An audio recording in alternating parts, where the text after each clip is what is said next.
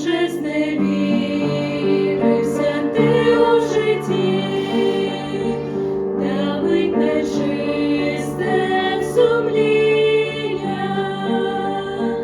Глянь, він для тебе розкрив на хресті, люблячи свої обійми.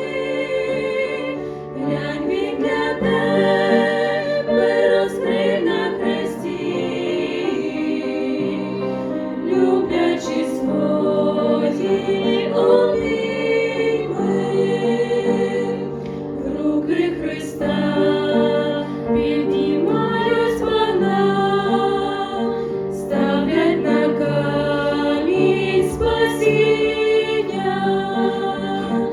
Духом Святим промовляє до нас Божого Слова проміння.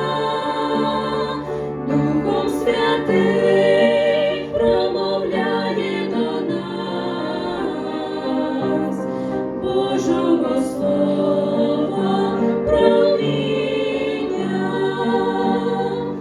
Він простягнув свої руки тобі, милістю й ласкою повні.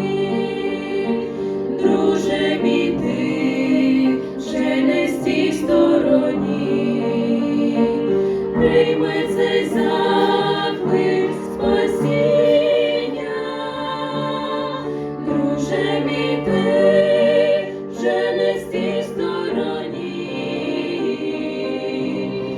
прийми цей заклик спасіння. Тож подивися на нього і ти, не відвернися байдуже. Руки любові — це руки Христа.